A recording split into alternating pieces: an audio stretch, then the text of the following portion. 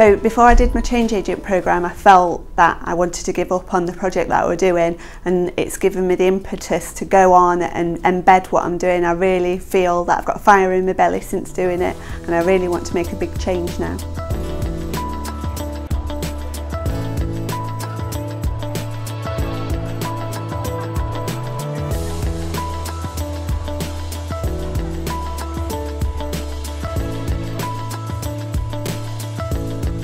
Well, we're on the Suite 5 patient and public involvement stand, and it was a group that was set up during the summertime after we implemented the Friends and Family test cards, and we started to collect all this patient feedback from all our patients coming into the outpatient suite, and realised there was a lot of comments that we could use and we could make a difference.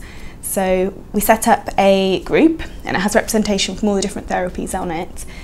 We just take all the patient comments and see if we can make any small changes that might impact upon their experience. So we've made a lot of small changes. For instance, the doors slamming, put soft close on those, and the water fountain. We had probably hundreds of comments about water fountains and drinks, and you'll always get the odd comment about a cup of tea would have been nice, but in all seriousness, these patients are here for a long stint of time, and some people have come to various different outpatient suites, been in for a few hours, so actually putting in that water fountain was quite a big achievement for us, and it has actually made a really big difference. And you can see in the comments we've had recently there's been no mention of water or refreshment, so it's obviously made a big difference. We've also had slightly bigger changes as well in terms of clinical care. With the speech and language therapists, there was 2 patient groups. It's a nationally recognised problem that they get mixed up, and we had a comment from a patient's wife which actually triggered our speech and language therapist doing a really big piece of work, and making all these educational packs for clinicians really made a big difference to the patient's care. So I think the main thing is all the changes we've made have been patient focused and exactly what the patients need. So.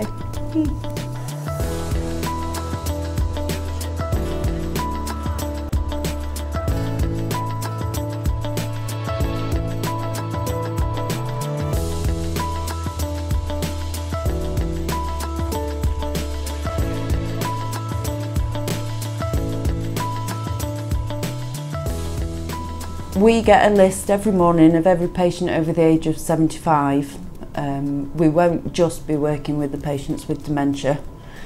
Ultimately, they will be our focus for now, because they generally stay 3 times longer in hospital, which doesn't help us while they're here, because they're taking up a bed space when they don't particularly need to. If we can get them home as soon as possible, then it's better for them, it's better for us, better all round. Ultimately, our aim is to achieve the sequin, the national sequin, which we have been doing consecutively for the last 3 years. But we will also be working towards admission avoidance, reducing length of stay, education of staff, family support, working closely with the Alzheimer's Society and bringing everything together. That's the aim, and hopefully we'll be up and running within the next couple of weeks.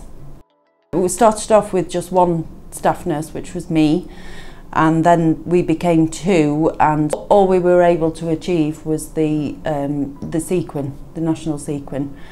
And we weren't able to focus on any of the other things, but it's been highlighted that these are issues that will be helping the trust, will be saving money, but ultimately will be helping the patient's quality of stay.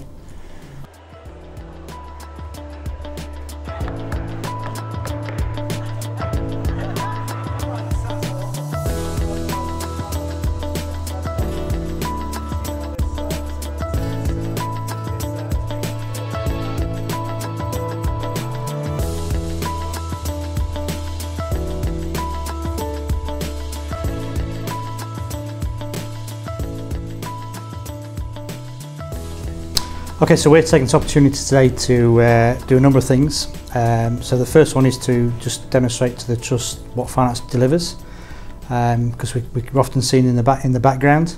So we've got a slot that says these are the services we provide, and just making people aware what we do. And we're also trying to emphasise the stuff we do really good, because again things happen month in, year out that we think the trust should be aware of. But the big thing for us today is we're part of a pilot for a national scheme called Future Focus Finance, So we're a pilot site, and we're trying to use so they've got a vision that takes every trust finance department from 2014 2019, but we're trying to do our own version of that. So on our stall today you'll see a roadmap that takes our department from 14 to 19. We've got some road signs on there, what we think we're going to achieve in that 5-year timeline. But we're asking people to comment on that and give us their view. And linked to that, the national programme, taking the care maker that nurses have, they've come up with a thing called a value maker.